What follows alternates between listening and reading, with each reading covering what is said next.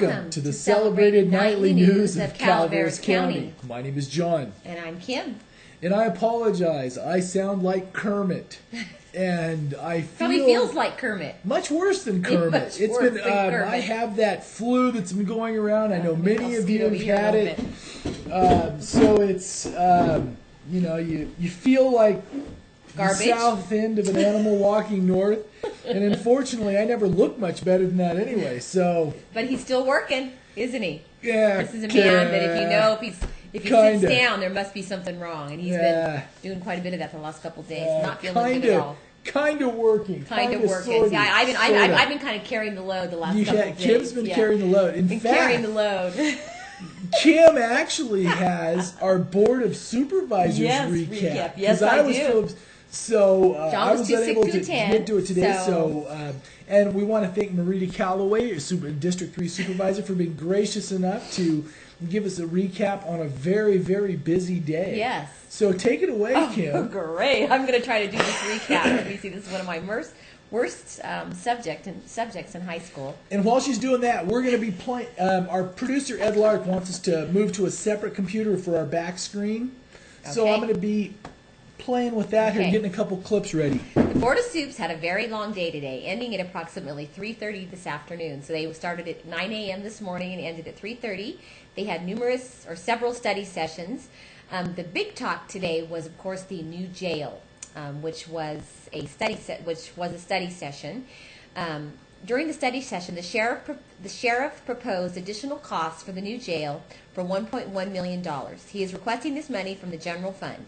Since the county will be going from a 65-bed facility to a 240-bed facility, staffing alone will be $1.1 million. And actually, as I spoke with Marita Calloway, and she said that one of the things that they're going to be doing at the new jail is using clerks for a lot of the positions versus correctional officers to save on staffing costs.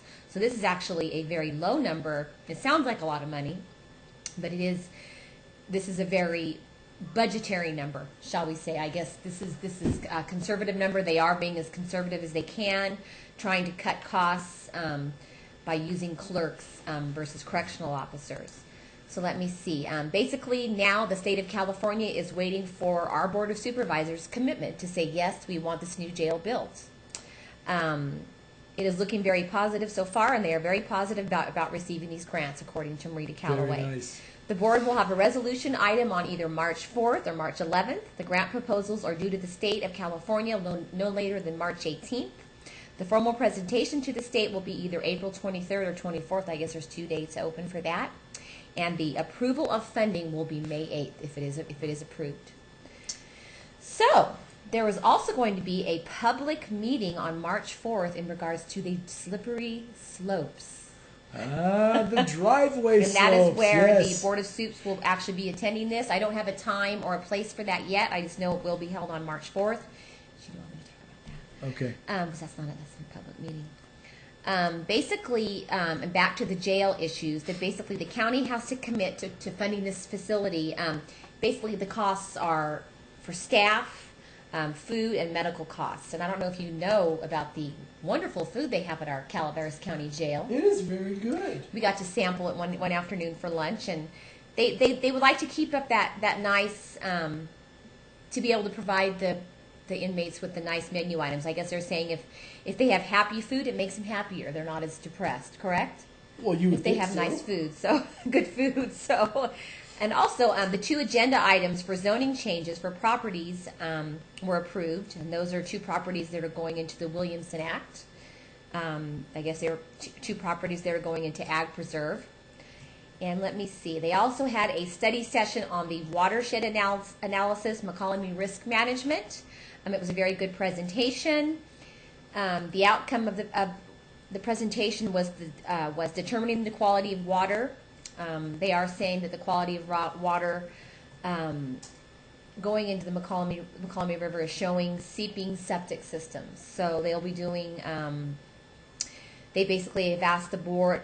The board has asked CCWD to come together to find some funding to do some sort of model to compare it to the Stanislaus River, I guess. Okay. That's basically all I could find out on that. So Let me see. The board did approve monies for HRC to help put equipment into new food bank. Nice. And they also approved money for the Motherlode job training program to help the community find jobs, since the unemployment rate is up a little bit right now. All right. So, action item to come back. Let me see. Sheriff put out a draft resolution. I don't know what that means. So, this is all kind of foreign lingo to me, so I guess I need to learn this stuff, don't I? I think Kim's done an awesome job. Go, Kim. Thank you. So the main topic today was the new jail. The board looks so far that the Board of Supervisors is for the new jail. They need to get all their ducks in a row so they can make their presentation to the state. The jail will be partially state funded and county funded. All right. So that was the Board of Soups recap by Kim Hamilton. There that you was go. it. Very nice. There you go. And Next, also, weekend recap, right? Well, weekend recap. We're going to go to another governmental meeting that was held yesterday. Oh, okay. And this is one that we attended up at the Bear Valley Water District. Now, if you've been following any of the things, you know they have a lot of development plans up at Bear Valley, but one of the big things that they had to get nailed down first was what were they going to do for the sewer plant. And there's been increasing regulations from the state on small districts like this. And the initial estimates coming in to build the conventional waste treatment plant were about $12 to $13 million. And it was just really a large amount. And I think this would put additional. I think I am. Does tonight's sponsor Today's Health? Yeah, Ricola. Anyway, all right. So one of the issues there was. Oh dear. We're lucky he's even made it on camera tonight. I'm sorry. You're probably sorry that I am on camera. But anyway, on this meeting, one of the looks was at an alternative filtration from. Bless you. I'm sorry. From a company that is majority owned by a Bear Valley homeowner, John Mallard. It's called Clean Filtration Technologies. They're based in Saratoga, and they have they've taken a high-tech look at filtering water from municipal plants. And they had one of their engineers there, one of the guys that developed this technology. It was very fascinating. Basically, they developed a very, very small micron filter and a steel filter, so it has a nice long life. But they did it very similar to as you would do etching for a printed circuit board. So they have so it's almost a very high-tech filter. And the filter goes in the bottom of a big, huge cyclone tank, and they do these in banks of them. So basically, there are a lot of different things in water filtration. Is they have to get to the best treatment for sewage, for effluent, is if they can get it to what is called a title. Sorry about that. Your ears probably just went pop. Probably what is called a Title 22, and that means that it is safe enough to spray on like golf courses, meadows, where people can come in contact with it. Technically, they could probably even make snow with it at the hill. And they think that they can come in and be able to do the treatment plant for around $5 million. You know, they still have to go through the estimate, but that would be less than half the cost. And one of the things they're doing now is their treatment plants are actually packaged in shipping containers. So if you have like a 40-foot shipping container, they drop it in and it's ready to go. You hook up inlet and outlet, and you're going. So it is a very cool thing that would not only would help them budgetary-wise, and this is the one they were talking about was for 250,000 gallons a day, which they said that's not really an issue. This is for the proposed new village, the new project that they're doing, correct?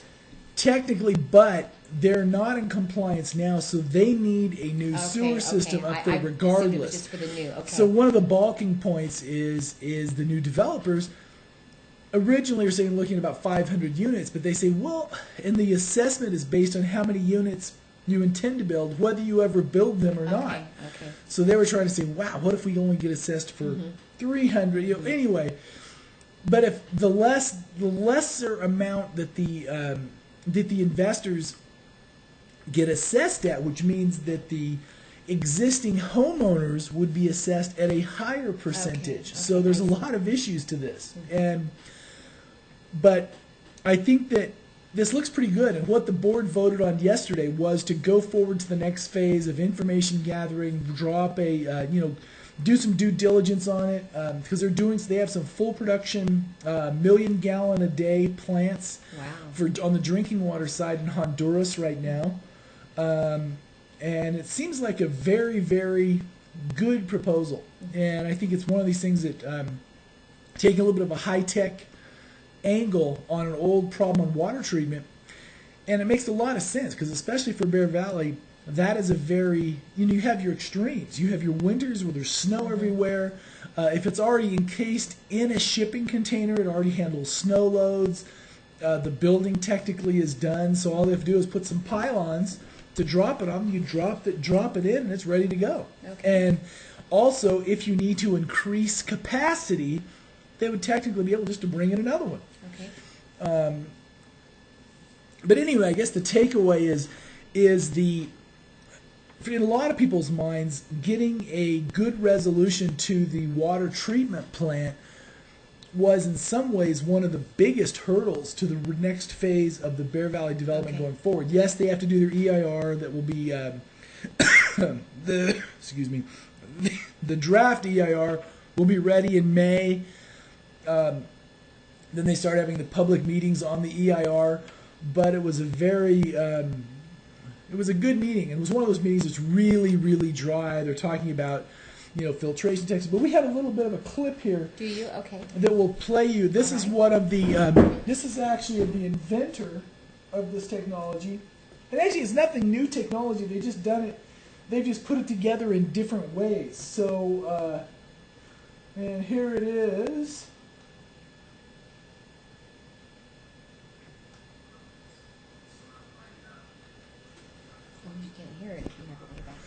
Yeah, we're adjusting this. Ed wants us to bring up a third computer here. Yeah, the audio is going to be a little light, so we'll just tell you about it. What it is this is the filter right here. It looks very small, and that's the bottom of a big cyclonic tank. And this is the filter that is a metal filter that's actually built up like a circuit board. So that's how they get the control the micron size. It's very fascinating. And they expect it to have a lifespan of about 9 years, each individual filter. And it is a really kind of a fun, high-tech way to look at it. Huh? So, yeah. So that should be pretty good. And the company, and John Mallard, the founder of the company, is actually a Bear Valley resident. He's also a ski patrol. Oh, okay. Up at the hill. Okay. So I think. So did you enjoy the meeting since it was kind of high-tech? Probably more than I would have otherwise. You were sick and you still went. Well, it was important. I know. In a lot of people's minds, getting a good path to the treatment facility, and this is a nice thing about this is it's very green as well because it uses filtration. They can filter. What? Oh, okay. They can actually filter out the bacteria and all the stuff that would cause the viruses and everything without any chemicals. So they won't even have to add chlorine to it. So it looks like the main thing is using the filtration technology plus maybe a supplemental UV radiation filter on the end, which actually uses UV radiation to actually clean out the rest of the pathogens and stuff like that in the water stream. But if something like this goes forward, because I guess now there's actually an 80 acres of Forest Service land where at times they spray, to disperse it and dry it in the wintertime, where people can't come in contact with it. So this would actually make it so they could actually, spray it anywhere. So anyway, good stuff on the new wastewater treatment plant at Bear Valley. Woo-hoo! All right. Do you want to talk a little bit about the weekend? I better recover for a story while you do another segment. We had the annual President's Wine Weekend, which we heard was very successful, very busy, very successful. We talked to a couple wineries that said this was the busiest President's Day that they had had. Yes. So that went very well, and also Bear Valley had a really busy weekend, didn't they? Oh boy. Yesterday it wasn't yesterday. Day before yesterday was the busiest day. You said. Yes, on Sunday. Sunday. I wasn't there. Thank God. They had cars. If you're familiar with the Bear Valley area, the parking lot was full all the way up to the bus lot, into the garage. It was the busiest single day the Hill had in over 3 years. My goodness. And one of the nice things about it is the Hill, the lines for the ski lift lines still weren't that bad. They were. It Because seems it's the only time you really notice it, like I said before, is when they all come in for lunch. That's true. It's when they all come in for lunch. It's like people are everybody's sharing tables, and that's when you notice it. So I think that's kind of a natural thing, though, because if you have 5,000 people out on the slope skiing and they all decide to eat at the same time. You don't really notice it. And the lines are never that long. They really have those lines controlled well. I'm very Because you're impressed never with going to that. have seating for 5,000. I remember skiing as a kid and always waiting in those long lines. You remember that? Mm-hmm. And now I never experienced that at Bear Valley. Ever. Have you? No. No, I mean, it's you been always very get right nice. on. I mean, it's So even probably like 5,000 people. busy weekends. Yeah. I mean, even on Yeah. a 5,000 plus weekend, they did very, very well. We also had over the weekend, we had the iced latte jet ski pre-competition, Yeah. which our new intrepid reporter, Hannah Heath, was able to go out and cover. I guess they actually took her out on a jet ski so she could take some good photographs of the jet skis that were competing. And that was held on Sunday. We have some nice shots of that she took. And we'll pull some of those up right now. At least I will try. Okay. Maybe. I'm doing this left-handed and six, so there's a degree of difficulty here that... Then we had Ovations on Sunday afternoon, which was a sellout. Flamenco. That was on Sunday afternoon. We have some nice shots of that also. I guess they didn't allow flash photography, which I think I've heard that before and I just had forgotten. But Hannah was able to take some great photos of that as well. They also had the Love the Forest concert on Saturday night at the Black Part Theater, which Bethany Monk attended and got some nice video. A nice story. And did she take video on that? Yes, I can't remember. Okay. There's all kinds of stuff went on this weekend. They had the Cub Scouts celebrate Birthday of Scouting with the Blue and Gold Banquet. That was held at Michelson on Saturday night. One of the projects that was required of the little Cub Scouts was that the father and son had to make a cake. And the theme this year were sporting events. And some of these cakes are amazing. We have some pictures of the cakes. One little boy actually made a whole ski resort. We can actually cook if we put our minds to it. Skateboard. Huh? Well, I don't know. I can't imagine you doing a project like this. No, I just can't. No, I don't know if you probably. I don't know what you would have done if you would have been required to do this. Hazel Fisher had a patriotic celebration on Friday afternoon. The Arnold's Club joined the students at Hazel Fisher School on Friday to start the patriotic President's Day weekend. As part of their children's program, Lions Clubs promote patriotism and respect for the American flag. So we have some nice photos of that, of the kids and the flying of the flag. That was also held this weekend. What else, John? There was a bad accident over the weekend. Vehicle versus snowmobile versus parked vehicle. And the driver of the snowmobile was actually medi-flighted out to UC Davis. And that occurred over the weekend as well. Yes. Mm-hmm. Was there anything else? Wine weekend. We had the sports on Friday night, the 2 games. Yes. We had the Bret Hart versus Calaveras. Is that what it was? Bret Hart boys won yes. on varsity game. Uh-huh. And how about the girls? The girls did it? Now you put me on the spot here. We'll I'm sorry. Go back and look, man. Oh, I guess they both. Let me see. Calaveras varsity girls and junior varsity boys basketball teams take Bret Hart in Friday's game. So Calaveras, the girls won, and the boys won. The boys won the junior varsity. It sounds like okay. And then Bear Valley had their winter explosion. Yes, they did on Saturday. And also one little more on traffic on Bear Valley. We have a little video up of it, but that you can watch if you'd like. But one of the nice things, if you're looking at the local economy, is that it wasn't just the hill that was busy.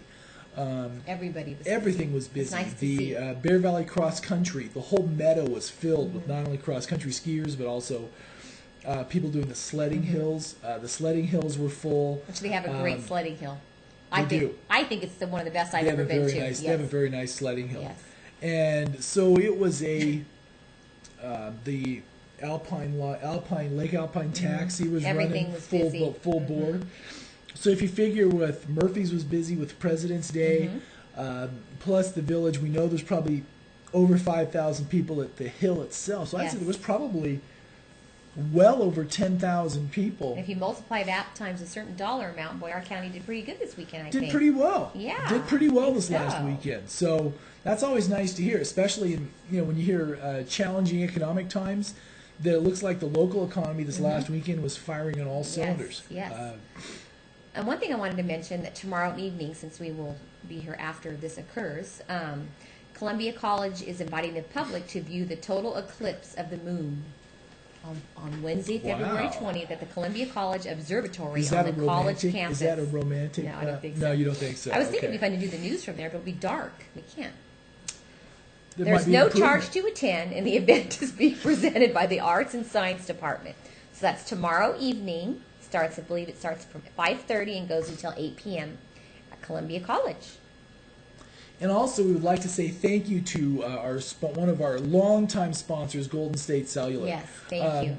Thank you so much for sponsoring the Pinetree.net. And today they welcomed a new store officially with the Chamber of Commerce ribbon cutting in Angels Camp. Their new, nice, beautiful store in Angels Camp.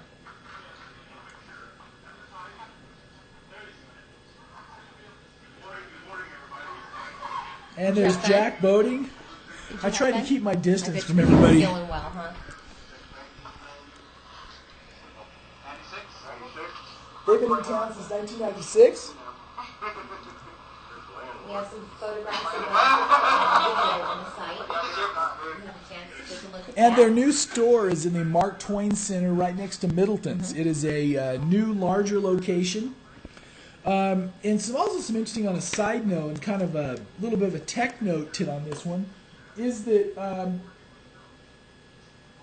we were talking to one of their engineers, and today, or this last week, is when they're shutting off the old analog phone networks. Okay. All the old analog networks that have been live since the mid-'80s or whatever are finally being shut off. And in some ways, there's a little bit of nostalgia, but he says it is actually a very good thing, because on a given tower, they can handle, on a single frequency, they can handle 180 calls on just one particular bit of frequency in digital that they could only handle 10 calls on an analog system. And the other thing is once they remove some of the analog systems, the antennas and things from the towers, this will give them tower space to roll out, which you may have been hearing about the last few weeks, is Golden State Cellular is working on some grants to help them with the infrastructure to roll out rural broadband. Okay. So you would have wireless broadband rolling out. I think they're going to roll out to 15 towers next year. That's the plan. Wow. This would bring broadband to probably thousands of people that are too far from a DSL switch and everything else, and it's very nice. I mean, That's congratulations very nice. on not only opening your store, Good job. the new beautiful store in Angels Camp, but also, I think long term, I think everybody needs to thank Golden State for what they're doing to push the technology envelope forward, because a lot of our economy now, as most people know, even on real estate sales, if people can't get broadband at that beautiful house They out in won't the buy middle the of home. nowhere, they won't buy the home. We have some friends So, that almost didn't buy the home that they were living in now because they thought they couldn't get it. At the last minute, they were able to get it. Her husband has to have internet for his work. Right. So I know that we when we looked at houses, if we couldn't. If you can't get broadband, it's a non-issue. But we can't even go stay in a hotel that doesn't have broadband. Right? Otherwise, the last time we went out of town, I forgot to check. Oh, that's a lie. I didn't even think about it. We got there, and he asked me, "Do they have internet?" I'm like, "Didn't ask." Sorry. But anyway, congratulations, Golden State Cellular. The Chamber of Commerce went out and did the ribbon cutting. Yes, Golden State provided a congratulations. beautiful lunch. They provided a very nice lunch. Did you eat? No, I had to go address. I had to Oh, go. that's right. You had to speak run at back up to Arnold I had for to another speak meeting. at another meeting. So, Yes, you've been a busy boy today. Yes. But anyway. I want to talk about the home fire that we haven't talked Okay. about yet. There was a full, basically a home that was total Right. loss on Friday Right. afternoon in West Point. We received the official fire report today. The address of the home was 8501 Skunk Hollow Road in West Point, and it was basically a two-story structure that was a total loss. Dollar damage estimate has not been released at this time. The fire is under investigation. So our thoughts go out to the Yes. family and owners of this, or the owners of this home. And that one, they This must difficult have. time. I mean, they threw quite a few assets at Yes, it. and that actually lingered for quite a few Yeah. hours, didn't it? After it started about 1:30 in the afternoon, we talked to them at 8:30. And they still had some people Still out had an there. engine on scene. So All right, should we do weather? sure. All right, and weather. And sorry for my froggy voice me to do again. it? I was right. No, we'll start off on Arnold tonight. Low of 36. Getting cold. Now rain and snow is back in the forecast. 50% chance of rain and snow tomorrow. Mostly cloudy tomorrow night. Rain and snow back on for Thursday. Thursday night, 60% chance of rain. Friday, 50% chance of snow. 30. So it looks like we have precipitation as far out as the eye can see. And it doesn't look like the amounts will be that heavy until probably Thursday The weekend. or so. They're saying Yeah. by the weekend it might be heavy. For Bear Valley, basically snow every day this week. Let me see. For tonight, 60% chance. Tomorrow, 50% chance. Wednesday night, 20% chance. Thursday, 60% chance. Thursday night, 70% chance. Friday, 60% chance. Friday night, 40%. Saturday just says snow likely. Saturday night, snow likely. So I'm assuming that means it's going to be snowing. There's no chance. It will be. They may right? get up to 3 inches tonight. But I've heard it's supposed to get heavy. Yeah, you're right, like you said, this weekend. So All right. Murphy's. Precipitation. Rain, rain, rain, rain all the way out. Low of 40 tonight, high of 50 tomorrow. 34, 49, 35, 51, 35, 49, and sold to... Oh, that's what wait, you sound all like right, an okay. auctioneer. Never that mind. deep voice. All right. Angels Angels Camp. Camp, about the same. Chance of rain tonight. Tomorrow, Wednesday night, mostly cloudy, low of 35. Thursday, rain likely. Thursday night, rain likely. Friday, chance of showers. Friday night, chance of showers. Saturday, rain likely. And Saturday night, rain likely. And for Valley Springs, Copperopolis in points down in lower elevations, 56, 40, 58, 41, 56, 39 with rain on Thursday, 56 and 38. And we would like to thank you for stopping Yes, by. thank you very much. And I promise I will try to sound a little better tomorrow night. Yes. Good night. Good night.